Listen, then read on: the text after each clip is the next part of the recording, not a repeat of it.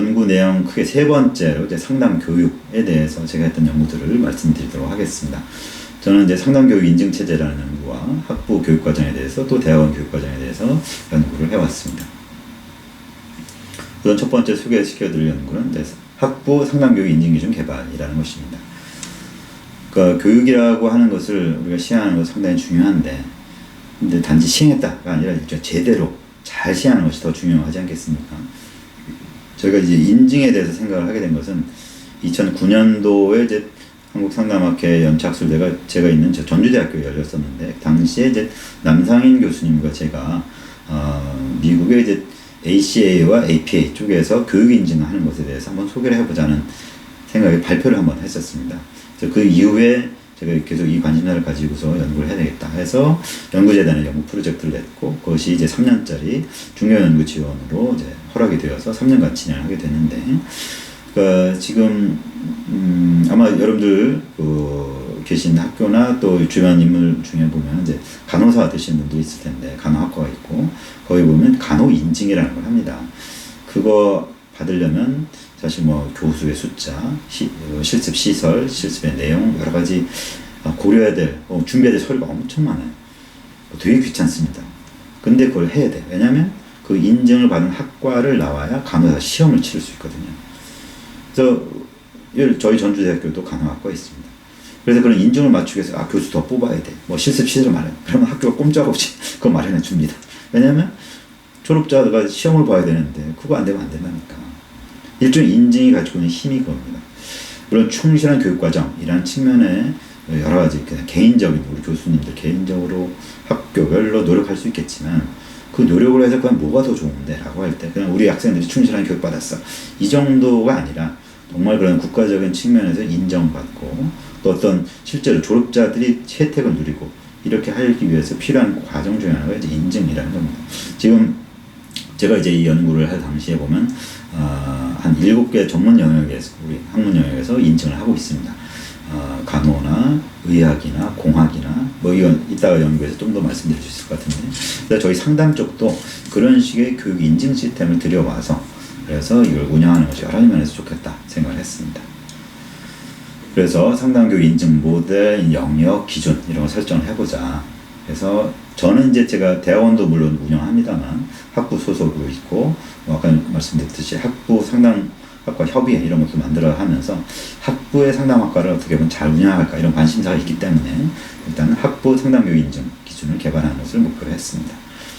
그래서 뭐 여러 가지를 했습니다만 지금 이제 소개시켜드릴 연구의 내용은 델파이 조사를 통해서 했는 건데, 저희 학부 상담학과 소수의 교수 10명을 대상으로 설문지를 돌렸습니다. 일단 어떤 것을 인증해야 되냐, 제가 지금 소개시켜드린 것은 미국의 K-CREP이라고 하는 미국의 상담 및 관련 교육 인증 시스템이라는 것이 오랫동안 운영이 잘 되고 있는데, 그걸 참조했고 어떻게 보면 그걸 뺏겨온 거라고 할 수 있습니다. 거기 있는 내용들 그대로 가지고 왔고, 또 우리나라에서 운영되고 있는 아까 소개시켜드렸던 간호나 의학 쪽에서 거기도 나름대로 인증 시스템, 인증 내용이 있습니다. 거기 것들 참조해서 나름대로 상담에 적용시켜서 만들어 보려고 했는데, 사실 대체적으로 비슷합니다.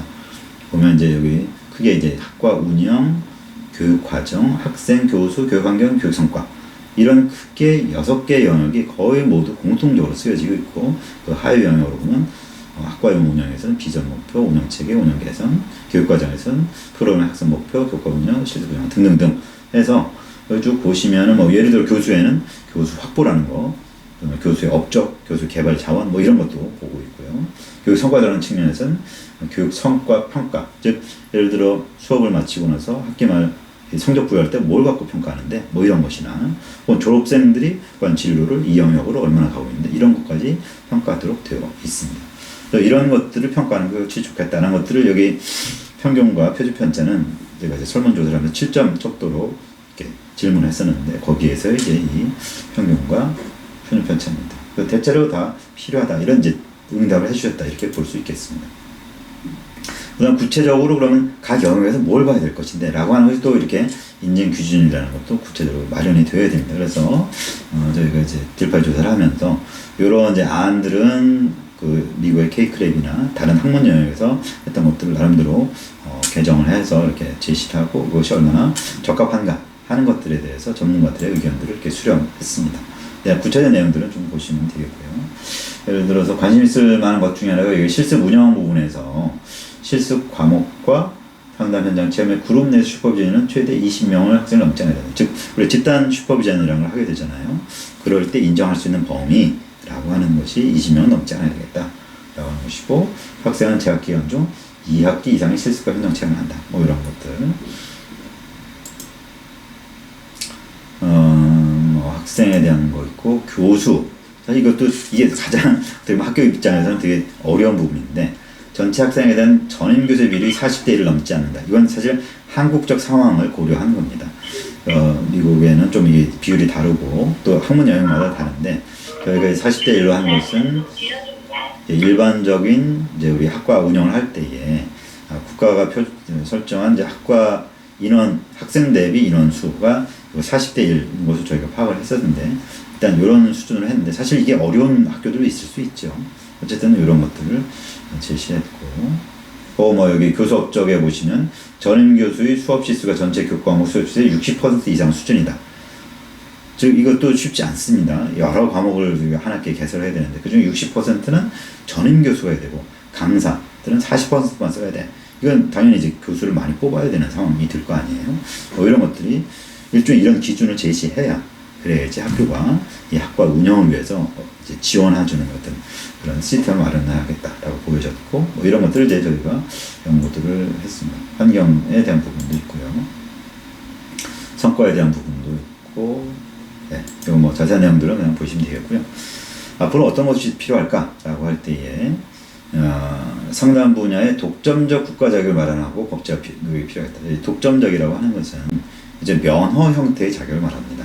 즉 지금 우리가 의사 면허를 갖고 있어야 의료 행위로 해서 돈을 벌 수 있는 거잖아요. 만약 그렇지 않으면 이제 불법이 되는 것이잖아요.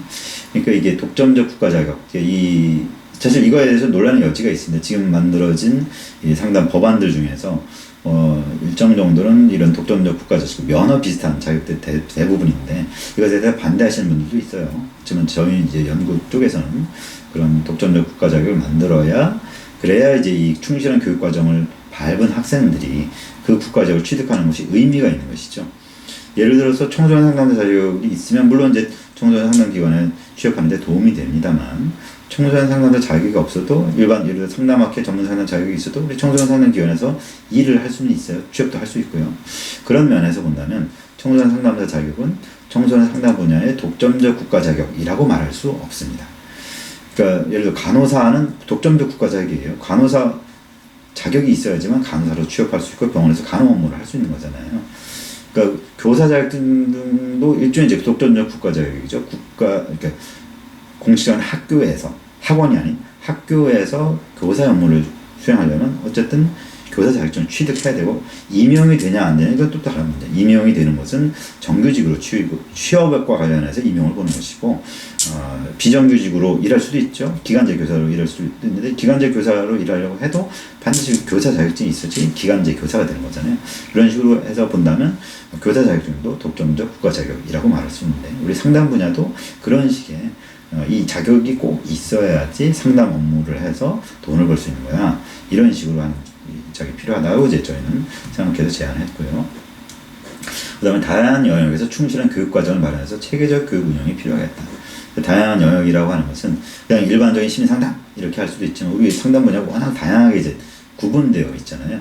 직업 상담, 뭐 가족 상담 이게 각자 내 브랜드로 갖고 있는 상담의 어떤 타이틀이 좀 다를 수 있기 때문에 그 영역별로 충실한 교육 과정이라는 것도 만들 필요가 있겠다.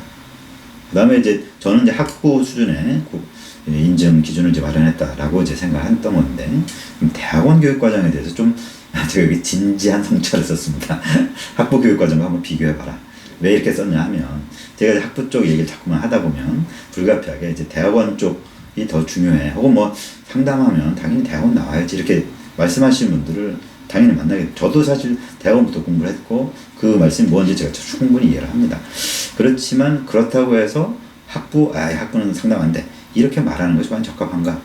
그럼 학부에서 배우는 내용과 대학원 배우는 내용 한번 진지하게 한번 맞짱을 떠볼까? 이런 이제 제가 도전을 하는 거예요.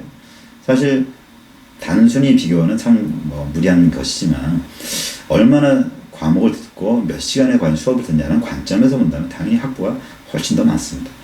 물론 뭐 대학원을 다니시는 분들은 뭐 학부를 이미 다른 전공이라도 하셔서 어떤 경력과 경험과 이렇게 많고, 또 아무래도 실습을 한다고 하면 대학원 다니시는 분들이 더 실습할 수 있는 기회가 많고, 이러다 보니까 어떤 면에서는 대학원 나오면 여러 가지 좀 더 역량이 많지라고 말할 수 있겠지만, 그러나 사실 교육 과정이라는 측면에서 본다면 그렇지 않습니다.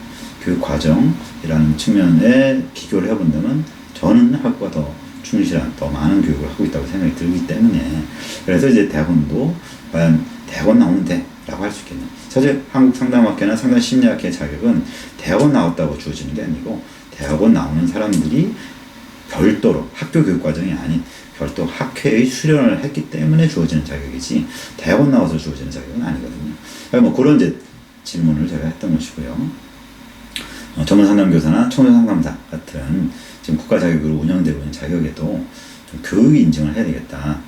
좀 물론 전문상담교사도 뭐 기본 이수 과목이라는 것이 있고, 그 중에서 몇 과목을 들어야 돼라는 어떤 일정 기준이 있긴 합니다만 너무 미약한 기준이고, 상담 실무에 대한 사실 기준은 전혀 없습니다. 청소상담사 같은 경우도 물론 연수 100시간이라는 게 있지만 사실 그게 실무 역량 강화라고 말하기엔 너무 부족한 훈련이고, 사실 상담 뭐 시험 이런 관점에서 보면 그냥 과목 잘 이해해서 시험만 잘 보면 청소상담사는 되게 쉬운 과목이에요. 자격이에요. 상담 실무 경력이 전혀 없어도 청소상담사는 자격 취득할 수 있으니까, 뭐 그런 측면에서 상담교육 인증 체제를 그 국가 자격에도 도입하는 게 필요하겠다라는 제안을 했습니다. 자, 두 번째 소개시켜드릴 연구는 아까 연구의 이제 연장선에 있는 것인데, 우리 한국에 이런 상담교육 인증 체제를 구축한다면 어떻게 해야 될까? 아까는 이제 기준이 뭐지?를 마련해본 연구였고요. 그래서 이제 기존의 여러 학문 분야에서 뭐 하고 있나, 어떻게 하고 있나, 이런 것들을 이제 탐색을 해보고, 그래서 우리나라에서 하면 어떻게 해야 되지? 그래서 이제 지금 고등교육법, 그 다음에 고등교육기관의 평가 인증에 관한 규정, 이런 게 있습니다. 그래서 이것을 근거로 해서 지금 여러 학문 분야가 인증을 하고 있는 거예요. 그래서 당시 간호, 건축, 공학, 경영, 의학, 치의학 등 6개 학문 분야가 인증 체계를 운영하고 있었습니다. 그래서 쪽을 분석을 해봤고, 우리나라에서 이제 이 교육인증, 상담교육인증 설립 방안과 제시를 해봤습니다. 그래서 어떻게 하면 될까? 다른 이제 학문 분야의 것들 쭉 어떻게 그런 인증이 현재 하게 됐지? 라고 하는 걸 보니까, 일단 그런 인증기구 설립 준비위원회를 만들어요. 그래서 가칭, 뭐 우리 쪽으로는 한국상담교육인증원이라는 것을 만들어서 사단법인으로 등록을 하고, 거기에는 상담학과, 교육계죠. 우리 이제 상담하고 있는 교육계, 그 다음에 상담학계, 학문 분야, 상담 현장 분야, 그 다음에 인증 행정 분야, 아마 이제 교육부가 우리를 담당할 가능성이 있겠는데, 아까 상담법 관점에서 보면은 보건복지부가 될 수도 있겠어요. 그런 인증 행정 분야 등 4개의 영역의 전문가들 참여해서 설립준비위원회부터 사단법인 등록, 여기에 다 관여를 하게끔 해야 됩니다. 그 다음에 이곳에 정관, 여기 이제 기관 운영 어떻게 될 것인가. 이건 이제 사단법인 등록할 때 이미 만들어져 있는 거야 되긴 하겠습니다만, 구성을 하는데 거기에 총칙 등등등 이런 여러 영역으로 구성되어, 그래서 이제 정관을 만들고 이제 시행하는 게 필요합니다. 그래서 일단 교육부의 정식 승인을 받기 전에 우리끼리 먼저 운영을 해야 되겠습니다. 실적을 만들어내고, 그걸 이제 교육부에게 신청을 하면 이제 교육부가 정식으로 인가하는 인증 시스템이 됩니다. 그래서 지금 이제 여기 말하는 이 6개 학문 분야는 그런 식으로 이미 자체적으로 운영을 한 일정 기간을 거쳐서 교육부의 공식적인 심의와 승인 절차를 거쳐서, 그래서 아까 말씀드린 간호사 자격을 취득하면 반드시 그 과정을 밟아야지, 즉 인증된 학교의 학과를 밟아야지 되는 겁니다.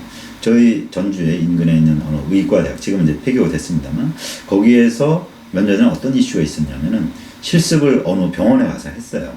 그래서 의사 자격 취득이 되는 것으로 이해를 했는데, 문제는 그 병원이 그 인증 기준에 못 미치는 것을 나중에 발견이 됐다. 그래서 거기서 이미 실습을 했고, 당연히 그거 했으니까 의사 자격 취득하는 걸로 알고 있었던 학생들 입장에서 되게 큰 불편을 겪어야 되는 상황들이 발생을 했었습니다. 그러니까 의료계에서 당연히 그런 엄격한 기준력을 적용하고 있어요. 지난번 심상정 의원 토론회 때 오셔서 말씀해 주셨던 퇴임하신 정신과 의사께서 말씀하셨던 게 실습 시간, 뭐 내용 이 규정 중요하지만 더 중요한 건 기관이다. 그러니까 병원의 입장에서 본다면 그러니까 모든 대학병원이 다 정신과 수련할 수 있는 건 아니다. 이런 얘기를 하시더라고요. 당연히 어떤 국립병원이라고 해도 대학병원이라고 해도 정신과 의사 숫자가 모자라거나 실습 이렇게 뭐 인증 기준에 못 미치는 학교들이 있을 수 있다고 하는 거예요. 그래서 당연히 그 대학병원에서는 정신과 의사 수련을 못 한다는 겁니다.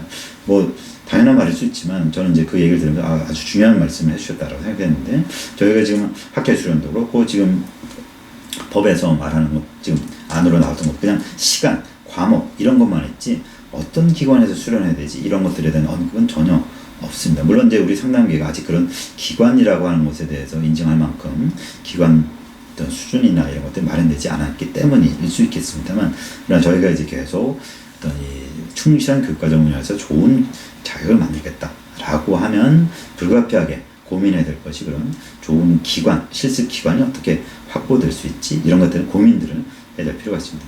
지금 전문 상담교사 쪽에 이제 역량 강화 쪽 연구를 제가 계속 참여를 하면서 결국 나오는 것이 지금은 이제 전문 상담교사 양성될 때 이제 실무와 관련돼서 필수적으로 하는 게 이제 교생 실습이라는 것이잖아요. 교육 현장에 실습하는 것과 교육봉사 50시간이 있는데 그거를 어떤 상담 학교 상담 실습이라고 이름을 바꿔서 뭐 해볼까 이런 안이 나왔었는데 그거 안 돼 라고 하면서 그러면 이제 별도로 위센터라든지 좀 학교에 지금 전문 상담 교사가 있는 그곳에 가서 학생들이 실습하고 그거를 이제 인정할 수 있는 안을 좀 만들어 보자 해서 뭐 안은 이미 나와 있습니다. 그렇지만 실제로 적용하는 과정에 여러 가지 어려움이 있어서 결국은 이제 적용되고 있지는 못해요. 그래서 일단 인증이라는 것이 되고 뭐 충실한 교육 과정이라고 할 때에 상담 실습을 어디에서 어떻게 뭐 이런 부분들이 앞으로 필요할 것이라고 봅니다. 이걸 뭐 표로 만들어 보면 이렇게 할 수 있겠다라고 해서 뭐 매뉴얼도 만들고 그러면 이제 대학 예를 들어 전주대학교 상담심리학과가 우리는 인증을 받고 싶습니다라고 신청을 해야 되겠죠. 그러면 그것에 따라서 지금 이제 다른 학문 분야가 이렇게 합니다. 대학이 자체 평가를 해요. 그 기준에 비춰서 우리 어쩌고저쩌고 해서 이제 그걸 제출하면 그거에 대해서 평가를 이제 이 기관에서 하고 그 다음에 필요한 경우에 이제 현장에 와서 이거 제대로 이렇게 보고서 쓴 거야 라고 해서 현장 평가도 하고요. 그래서 1차 발표해서 통보를 하면 이의신청하고 재평가하고 최종 결과 판정하고 등등 이렇게 해서 인증이라는 것은 절차를 밟을 수 있다 라고 하는 것을 이제 제안을 했습니다. 그래서 이제 역시 여기에서 또 이것에 대한 필요성 인식을 확대하자. 그리고 이 인증학과를 졸업하면 과연 뭐가 좋은데 라는 인센티브 확보돼. 아까 이제 간호사 같은 경우는 국가 자격이라는 게 있고 꼭 이 인증 프로그램을 졸업해야 국가 자격을 취득해. 이게 인센티브일 수 있잖아요. 아직은 이제 우리 상담계에 그런 것은 비교적 없습니다. 그래서 예를 들어서 이렇게 인증된 학과를 나오면 그 학생들은 예를 들어 한국상담학회 전문상담사 자격을 취득할 때에 뭐 필기시험 면제를 해줘.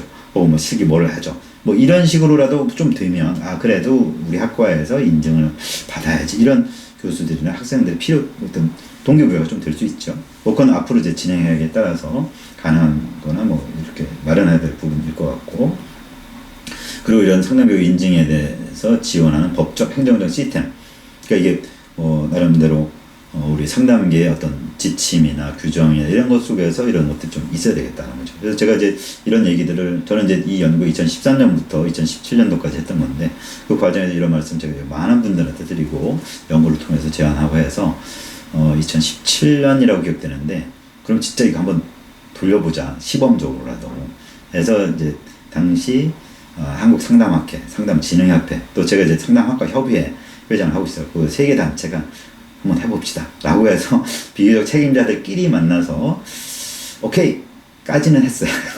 그 뒤로 실무적인 과정을 밟질 못해서 실제로는 하지 못했습니다만 지금 비교적 이것에 대해서 많이 관심을 갖고 계신 분이 이제 서울대학교 교육학과 김동일 교수님입니다. 그래서 제가 좀 이따가 발표할 대학원 교육과정에 대한 것을 뭐 저에게 부탁을 하셔서 제가 발표를 하게 됐었는데 그 과정에서 좀 실무적인 실습이란 측면에 대해서라도 한번 인증을 한번 돌려보면 좋겠다는 관심사를 갖고 계시고 좀 준비들을 해나가고 있습니다. 그건 뭐 언제 시작할지 모르겠습니다만 어쨌든 그런 관심 갖고 계시는 분들이 있고 좀 이리저리 시도를 하다 보면 일정 정도 시간이 지나면 할 수 있을 것이라고 생각합니다. 마지막으로 제가 소개시켜드릴 연구는 마지막이 아니구나. 또 어쨌든 빨리 끝내겠습니다. 두 개가 더 있네. 하나는 이제 학부의 상담 교육 과정과 관련된 건데, 이 제2대학교는 제가 있는 전주대학교입니다. 학부의 상담과 학생들이 개발할 역량이 뭘까? 그거를 어떻게 개발할 수 있지? 이런 것들을 찾아보자는 거였고, 그래서 이제 지금까지 나왔던 연구들을 좀 개관하면서 학부 상담자들은 이런 걸 해야 돼. 학부 졸업자들은. 그래서 저희 학과 학생들을 대상으로 해서 여러 이제 설문도 해보고, 그 나름대로 그것을 표준화 어떤 교육과정으로 만들어 봤습니다. 그래서 제가 참고했던 것 중에 하나는 이제 조남정 교수, 저희 이제 박사 지도 학생이었고, 지금은 우석대학 교수님입니다. 이분이 이제 박사 학위 논문을 쓸 때 상담학과 학부생 역량이라는 걸 가지고서 논문을 썼어요. 그래서 중요도와 숙달도, 그러니까 중요한 것은 H가 이제 높다는 것이고 L은 낮다는 것인데, 숙달도, 많은 이제 경력 숙달이 되어 있어야 돼. 뭐 이것도 이렇게 해서 이제 4개의 사부면을 만들고, 그것에 대해서 이론 지식, 기술 수행 능력, 태도 자질을 이제 나름대로 배치를 해본 겁니다. 그래서 학부 졸업자들이 이론 지식 측면에서 중요도, 숙달도가 다 높은 건 상담 이론 지식이나 기술 배치, 대상 관리 이런 것들은 다 높은 지식과 어떤 기술을 가지고 있어야 돼. 뭐 이런 식으로 이제 이해할 수 있는 표를 만들어 봤었고요. 그 다음에 최연아 선생의 이것도 제 지도 학생의 이제 박사학위 논문입니다. 저는 이제 이런 교육과정에 대한 관심을 갖고 학부 쪽에 관심을 갖다 보니까 저희 대학원 학생들한테 이런 쪽 연구를 좀 제안했고, 또 그렇게 이제 학위 논문을 쓰기도 했었는데, 최연아 선생은 이제 아까 조남전 선생이 했던 그거를 바탕으로 해서 NCS를 기반으로 해서 한번 교육과정을 짜보자 해서 아주 뭐 단순한 것입니다만 학년별로 이런 영역별로 해서 이렇게 교과목을 배치하면 어떨까 라는 방식의 이제 연구를 했었습니다. 그래서 제가 이제 설문을 해서 상담 실무 역량이라는 측면에서 훈련을 할 게 이렇게 여러 가지가 있는데, 그거를 몇 학년 정도의 실습을 하면 좋을까? 뭐 이런 질문을 했던 거예요. 그래서 개인 상담 역량, 예를 들어서 상담 안내는 뭐 2학년 때 하는 게 좋겠지. 이건 중고응답이기 때문에 이렇게 숫자가 많습니다. 일단 많이 나온 것 중심으로 제가 표기를 이렇게 표시했던 건데, 뭐 이것이 너무 이제 단순한 통계 분석이기 때문에 별로 유의미한 통계적 의미를 부여하기는 어렵습니다만, 그냥 우리가 단순하게 이제 좀 참고할 수 있는 자료로 볼 수 있지 않을까 생각을 해서 이런 식으로 이제 각 역량별로, 세부 역량별로 학년별 배치를 하면 이렇게 할 수 있지 않을까라고 하는 것들을 적어봤고요. 그리고 이제 이것을 시간이란 관점에서 학년과 시간으로 관점에서 봤을 때 이렇게 개인 상담은 학년별로 이런 식으로 나눠서 실습을 시킬 수 있을 것 같고, 그걸 총 교육 시간은 이 정도로 만들어서 보면 어떨까. 그리고 이걸 좀 더 이제 세부적으로 한다면 학년별로 각 영역별 실습 시간을 이렇게 시간 배치를 해서 뭔가 수련을 해나갈 수 있을 거다. 이런 식으로 만들어 봤어요. 그래서 뭐 아까 이제 연구에서 나왔던 것처럼 각 상담사 교육 과정이 목표하는 역량을 명시해야 되겠고, 기준, 충실한 운영 요구는 어떻게 파악을 하지? 뭐 이런 것들을 앞으로 연구해야 되겠다. 이렇게 이제 제안을 했었고요. 마지막 연구입니다. 제가 올해 이제 한국상담학회 연차학술대회에서 아동청소년 분과학회 분과학술대 발표를 했던 겁니다. 상담 전문가 양성을 위해서 대학은 무엇을 해야 되는가?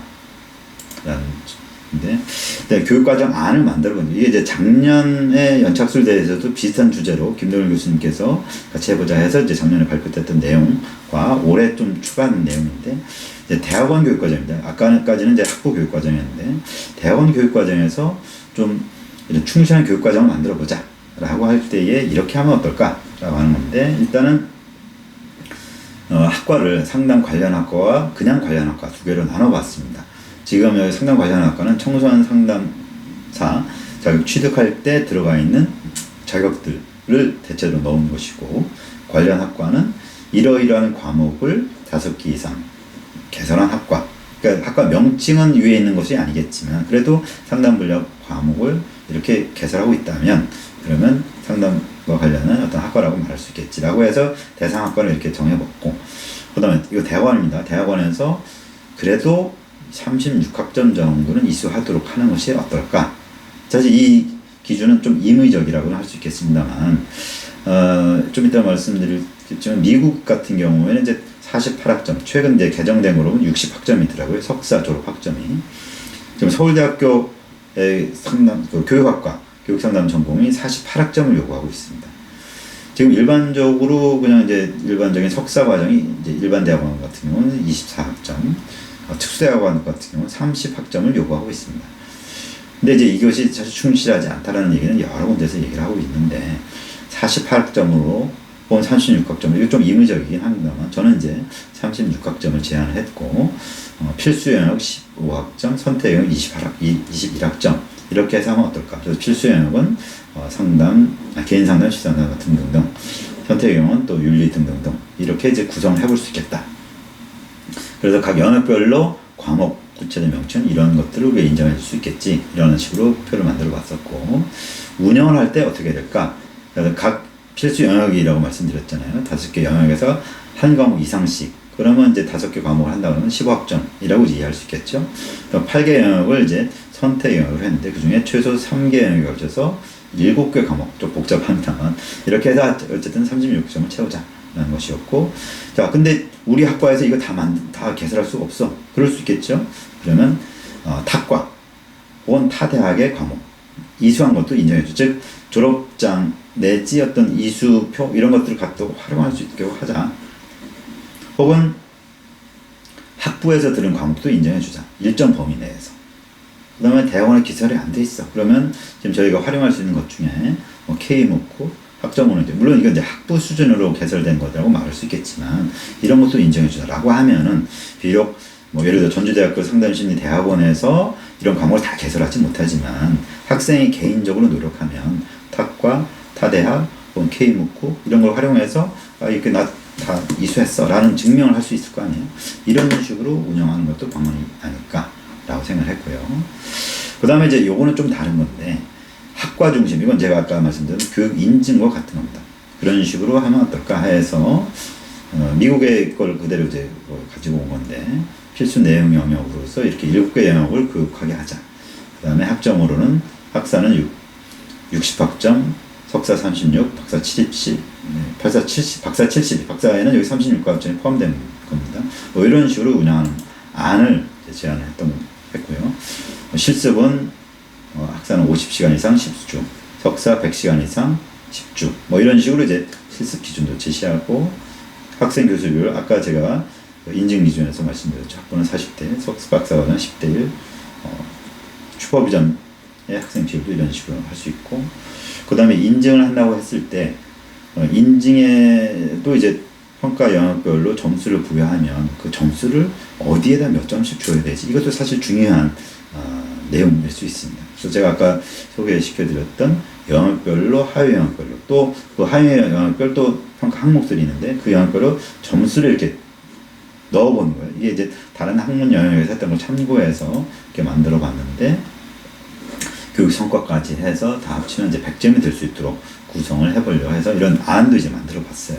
그래서 실제로 상담교육 인증이 정말 돌아간다면 거기서 당연히 다시 또 이런 것에 대한 논의가 있을 거고 새롭게 이렇게 이 표들이 만들어지겠습니다만 그때 활용될 수 있는 기초 자료로서 활용될 수 있지 않을까 생각을 합니다.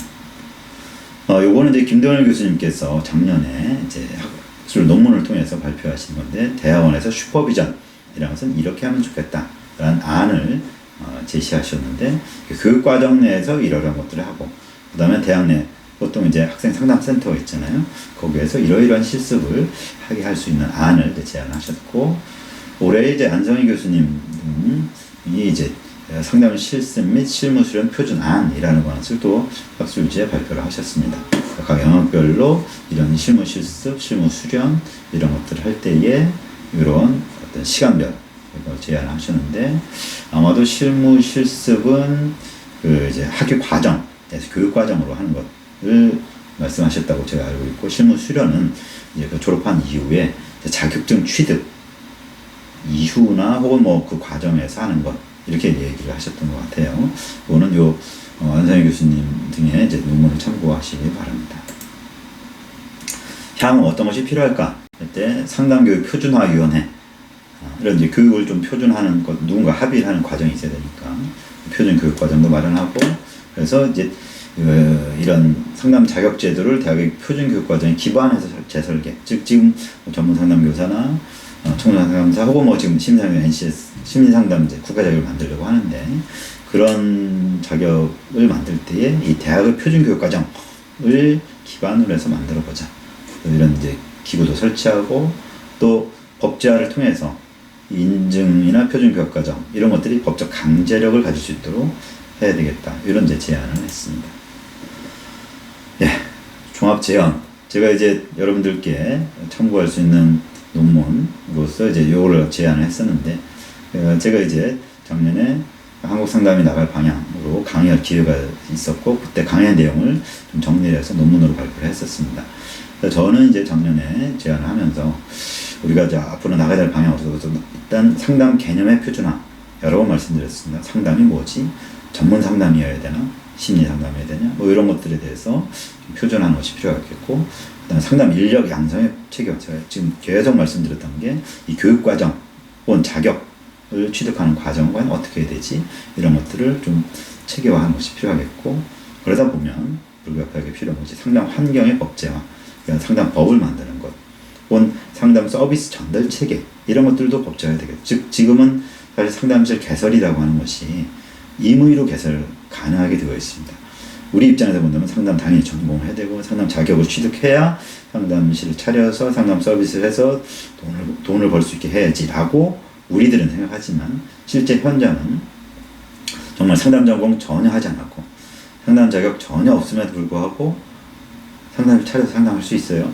제가 어제 어디 운동하러 갔었는데 전혀 관계없이 어떤 분이 전화를 받는데, 네, 사주 상담실입니다 이렇게 전화를 하더라고요. 그 대상자가 뭐라고 그러죠?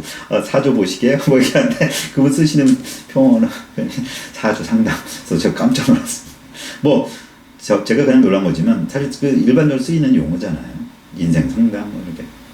근데 그런 것들에 대해서 우리가 상담실을 설치하고 서비스를 하고 돈을 벌고 이런 것들에 대한 어떤 제도적 규제가 있어야 되는데, 지금 뭐 그냥 아주 간단하게 본다면 지금 청소년 상담, 아동 상담하는 분야 쪽에서 일하려면 당연히 성범죄와 관련된 경력 뭐 이렇게 조회를 합니다. 그래서 그런 경력 있는 사람은 그 일을 못 해요. 근데 성인 상담 쪽은 그것이 제도가 없습니다.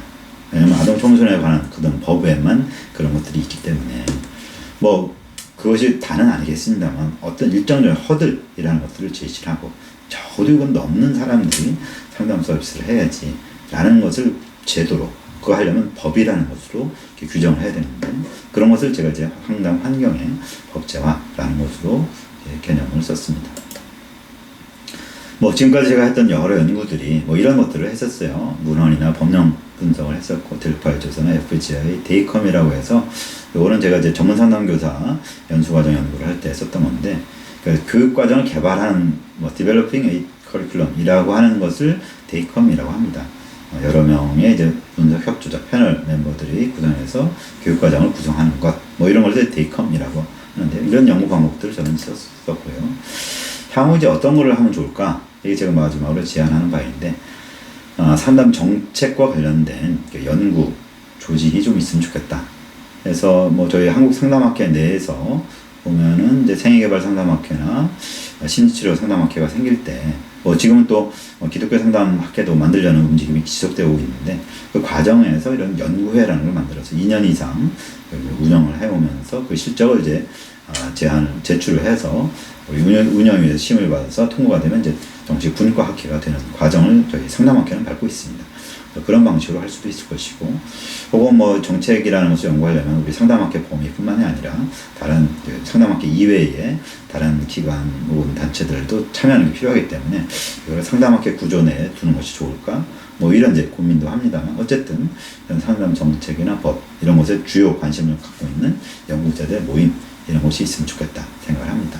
그 다음에 연구 주제를 개발. 아까 제가 했던 연구들 쭉 말씀드렸습니다만, 뭐 이 영역, 상담법과 제도, 정책, 교육, 이런 것들에 대해서 계속 연구 주제를 개발해서 연구들을 하는 것이 좋겠고, 또 연구 활동을 공유하는 것 필요하죠. 그래서 우리 한국 상담학회가 지난 2년 정도 이제 상담학회 학술지에다가 그 특별 논문들 계속 이제 모집을 했습니다. 상담 정책, 법, 뭐 이런 주요 윤리 관련된 연구들을 모집을 해서 그것을 특별 호흡같이 이렇게 계속 실어왔는데 상당히 잘한 내용이라고 생각됩니다. 어쨌든 우리 정책과 관련된 제도, 뭐 윤리, 뭐 교육 이런 쪽의 연구들을 주로 모아서 공유하는 것들이 필요하겠고 이 과정에서 저같이 개인적으로 하길 뿐만이 아니라 또 많은 분들이 같이 참여하는 공동 연구도 계속 추진해 나갔으면 좋겠습니다. 그리고 뭐 상담 정책 과목을 교육과정으로 넣고 또 그런 교육과정을 아예 만들고 제가 몇 년 전에 심의했던 박사 논문 중에 충남대학교 교육학과 상담 전공 논문이 있었는데 거기에서 그 논문의 주제가 제 상담 정책이라는 것을 대학원 교육관에서 어떻게 할 수 있을까? 상담 정책 전문가는 어떻게 양성할 수 있을까? 이걸 이제 박사학위 논문으로 쓴 것이 있었습니다. 뭐 이런 식으로 뭐 여러 교육과 관련돼서 관심사를 개발해야 되겠다 생각이 들고요. 법이나 행정제도 교과목 만들고 정책 전문가를 양성하는 일이 우리 상담계에서 계속 이루어졌으면 좋겠다 생각합니다. 뭐 이런 연구들을 앞으로도 계속 해나갈 필요가 있겠습니다. 사실 제가 김인규 회장님께 한 가지 여쭙고 싶은 것은 정책이나 제도 연구라고 하면 보통 학회 차원 또는 기관 또는 정부 이런 데서 해야 된다는 부담감 또는 그러니까 저희가 연구를 할 수 있다라는 생각을 그동안 못했던 것 같아요. 그래서 사실은 쭉 그 관련된 연구들을 많이 해오셨는데 개인 연구자 또는 개인 상담자의 입장에서 어떻게 좀 이런 정책이나 제도에 대한 연구를 본인이 주도하거나 또는 이렇게 김인규 교수님이 연구를 하실 때 저희가 어떻게 그런 연구에 좀 이렇게 협조하거나 참여하거나 할 수 있는 방법이 있을지 연구를 뭐 책임 연구를 할 수도 있지만 뭐 조사나 여러 가지 부분적인 부분에 참여할 수도 있으니까요. 그래서 그런 면에서 좀 저희가 할 수 있는 역할은 뭐가 있을지도 말씀해 주시면 좋겠습니다. 예, 고맙습니다. 사실 저도 이제 이런 연구를 하게 되는 것이 이제 그런 기관이나 정부 차원에서 어떤 사업에 참여를 하면서 실제적인 연구를 했다고 생각이 들고 그것이 기반이 돼서 제가 개인적으로 이제 연구 프로젝트를 만들고 시행하게 된 것이라고 생각이 듭니다. 그러니까 어떤 면에서 기회라는 측면이 먼저 주어지는 것이 필요한 것 같아요. 그러니까 기회라고 하면 아까 말씀드렸던 학교 상담 법제화 과정에 이제 관여를 하게 되고 또 아까 말씀 안 드렸습니다만 그 과정에서 이제 그 상담 교과목, 심리 교과목 뭐 이걸 개발하는 과정 혹은 또 전문 상담 교사 이 기본 이수 과목 등의 여러 가지 것들을 이제 정하는 과정 이런 것들이 이제 불가피한 어떤 각 학문 영역간의 좀 논의 혹은 뭐 싸움 뭐 이런 것들이 있었는데 그런 것들에 이제 참여하다 보니까 관심사와 실제 어떤 방법들 이런 것들이 개발됐던 것 같아요. 그래서 일단은 이제 혹시 주변에 그런 기회가 있는지를 찾아보시는 것을 더해서 개인적인 이제 관심사를 어떻게 참여할 것이냐. 뭐 일단은 뭐 이런 식으로 이제 참여하시는 분 아니 연구하시는 분들이 어떤 설문이나 그런 걸 부탁드렸을 때 참여하는 게 가장 기본적인 것이겠지만 뭐 저는 이제 개인적으로 여러분들께서도 이런 관심사를 갖고 이제 논문을 쓰는 것은 뭐 충분히 가능할 수 있겠다고 생각이 들어요. 그리고 이것이 뭐 이런 전체 국가적인 차원의 것뿐만이 아니고 뭐 여러분들이 현재 현장에 계신 청소년 상담이나 학교 상담이나 혹은 민간 상담이나 혹은 또 다른 많은 이제 상담 현장에 계시면서 그 선생님 계신 그 현장의 어떤 관련된 정책, 뭐 제도, 법 이런 것들에 문제의식을 갖고 그런 것들을 이제 글로 만들어가는 과정을 밟으시면 비교적 여러분들께서도 상담 정책 관련된 연구를 하실 수 있을 것이라고 생각이 됩니다. 근데 저는 이제 여기에서 또 다른 측면에 우리 심리적 부담을 넘어가야 되는데 뭐냐면은 이런 정책 연구를 내가 한다고 해서 이게 과연 반영이 될 것이냐 이런 이제 걱정 내지 어떤 이 연구의 효과 결과에 대한 의심 때문에 잘 안 하는 측면도 있는 것 같아요. 왜냐하면 우리가 예를 들어서 상담 실무적인 측면에 대해서 뭐 연구를 한다든지 상담 사례 연구를 하고 그러면 그 나름대로 의미가 있고 그것이 또 다른 상담자들이 봤을 때 뭔가 적용할 수 있는 것들이 있고 하기 때문에 내가 하는 의미부여를 스스로한테 할 수 있는 것 같아요. 이 정책 연구는 내가 한다고 해서 이게 실제로 진행이 되려면 누군가를 설득해야 되고 그래서 예를 들어 뭐 그 기관장이라든지 혹은 뭐 많은 기관은 이제 시도 위탁을 받아서 하고 있는데 그럼 시도하고 의회라든지 이런 데를 설득해야 되는 문제이고 거기에 설득은 또 다른 어떤 정치적인 과정이 필요한 것이잖아요. 그러다 보니까 내가 이 연구를 하는 것이 과연 무슨 소용이 되겠어? 라고 하는 마음들이 있고 그거를 넘어서는 것이 필요한 것 같아요. 뭐 저는 이제 이 연구들을 하면서 지금 말씀드린 것처럼 저도 이 연구가 어떻게 보면 아무 쓸모없이 버려질 연구일 수 있다라고 생각합니다. 아까 인증 연구 말씀드린 것처럼 정말 인증이 돌아간다면 그때 당연히 위원회가 새로 꾸려지고 인증 기준이 뭐야 당연히 새로 연구해야 됩니다. 제 연구 그대로 쓸 수 없습니다. 그때 그냥 어떤 기초자료 여기서 기초자료라는 것은 야 김인규 왜 옛날에 이런 식으로 연구했냐 라고 비판받을 자료를 제공하는 것이라고 저는 생각합니다. 그러나 그 자체가 의미 있는 것이라고 생각하는데 조금 이제 다른 측면으로 저는 이제 제 활동에 대한 의미 부여를 이런 식으로도 합니다. 저희 이제 전주 인근에 이제 군산이라는 곳이 있죠. 군산에 새만금 방조제가 있습니다. 뭐 군산에서 부안 쪽 연결은 상당히 긴 방조제고 뭐 지금 거기 뭐 고속도로처럼 되어 있어 자동차나 자전거나 걸어서 다 다닐 수 있는데 그런 방조제를 바다에다 만든다고 했을 때 거기 얼마나 많은 뭐 모래나 돌이나 바위를 쏟아 부었을까? 어떻게 보면 참 의미 없이 쓸려 내려간 수많은 돌이나 바위들이 기초가 돼서 결국 그런 지금 튼튼한 방조제가 만들어졌다라고 생각을 하고 제가 하는 활동들의 연구들이 일종의 그런 식으로 버려진다고 해도 의미 있는 필요한 것이 아닐까. 좀 더 거창하게 보면 저는 이제 이런 생각도 합니다. 옛날 독립운동 생각도 해요. 그러니까 독립운동이라는 것을 할 때에 나 한 사람이 나가서 총 쏘다가 뭐 일본 몇 명 죽이고 나도 죽고 그게 무슨 의미가 있을까? 정말 독립이란 건 이루어질 수 있을까? 뭐 정말 현실적으로 생각하면 너무 무모한 짓이고 아무 쓸데없는 짓을 하는 거라고 생각할 수 있겠죠. 그렇지만 해야 되고 또 일종의 희망하는 그 상태, 뭐 독립이라는 것이 있었기 때문에 그런 무리한 독립운동을 나갔다고 생각이 되고 뭐 지금 이제 저희가 하고 있는 여러 활동이 일종의 그런 지금 당장 현실적으로 보면 활용되거나 적용되지 않는 것일 수 있지만 해야 될 부분이기 때문에 하는 것일 것 같아요. 아까 잠깐 소개시켜드렸던 김정진 교수님께서 상담 관련 법안으로 박사학위 논문을 취득하시고 그 법안을 기초로 해서 저희가 상담 법제화 노력들을 지금까지 해왔습니다. 뭐 나름대로 그 법안에 대한 뭐 논란의 여지가 많고 또 우리가 해왔던 상담 법제화 과정에 대한 또 잘못된 부분도 분명히 있겠습니다만 저는 그럼에도 불구하고 아주 중요한 일들을 김정진 교수님께서 해주셨다고 생각하는데 그때 김정진 교수님이 하셨던 말씀 중에 우리가 지금 하는 노력을 통해서 정말 우리가 우리가 눈으로 볼 수 있는 상담 법제가 이루어질 수 있을까? 되면 좋겠지만 사실 현실적인 벽이 너무 높기 때문에 안 될 가능성이 참 높다. 그럼에도 불구하고 해야 되겠다. 왜냐하면 이게 계란으로 바위 치는 시기긴 하지만 적어도 바위에다 계란을 던져서 그 계란이 깨졌다는 그 흔적이라도 남기자. 그래서 먼이 아니죠. 후배들이 당신들 뭐 했어? 라고 할 때 그래도 우리는 계란이라도 던지려고 했었다. 이런 얘기라도 변명이라도 할 수 있는 행위들을 하자. 이렇게 말씀하셨었는데 저는 뭐 어떤 면에 참 의미 있는 것이라고 생각이 들어요. 그래서 여러분들께서 지금 상담 법제화를 통해서 뭐 노력하는 것들이 정말 희망하기로는 내년에 잘 논의가 돼서 국회 본회의까지 통과하면 참 좋겠지만 현실적인 여러 여건들을 고려해 봤을 때 참 쉽지 않겠다. 그러면 이 국회가 이제 2014년에 아마 임기가 끝날 거예요.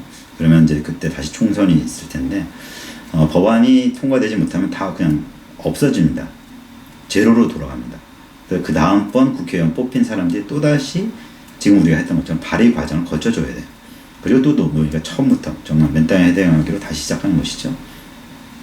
저희가 2008년도, 2009년도에 학교상담법 논의할 때에 그때는 우리는 금방 될 것 같아. 양당이 다 했잖아. 했는데 결국 안 됐잖아요. 그때 저희가 들었던 얘기가 이렇게 법제화에 대한 논의 이렇게 제안 이렇게 시작된 지 10년 내로 되면 정말 성공한 거다. 그런 얘기 들었습니다. 10년이라는 것은 단순하게 계산하면 국회의원이 3번 바뀌는 겁니다.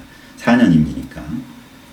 그러니까 3번 임기가 바뀔 때까지 계속 우리 분야에서 그걸 주장하고 국회의원들이 그걸 받아들여서 발의를 해주고 근데 그것이 10년 동안 안 된다는 거예요. 10년이 넘어야 되는. 지금 간호법이 그렇습니다. 간호법 10년 이상 투쟁해왔고 그렇게 해서 지금 보건복지위원회를 넘어갔는데 법제화에서 다시 또 걸려있습니다. 법제위원회에서 거기를 과연 이번에 넘어갈 수 있을까?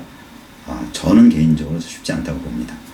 근데 어쨌든 저희 분야도 그럴 가능성이 있고 뭐 저희가 이제 뭐 어느 시점으로 생각해야 될지 모르겠지만 2013년부터 시작하면 이미 10년이 지났고 또 이제 법제화가 구체적으로 지금 발의가 된 건 이제 올해이기 때문에 올해부터 시작하면 올해가 1년 차겠죠.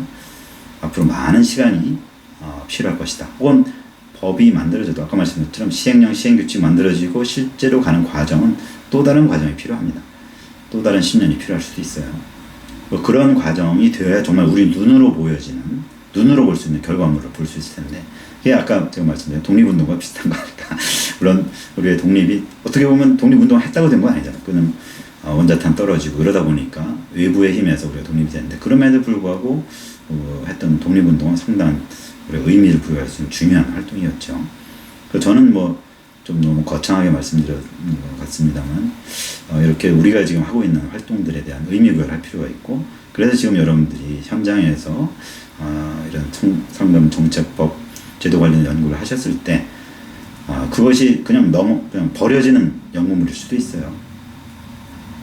여러분들이 기대했던 것만큼 성과가 안 나타나는 것일 수 있지만 그런 것들을 지속적으로 계속 해놔야 언젠가 그 빛을 보는 어떤 결과물이 나오는 거겠죠.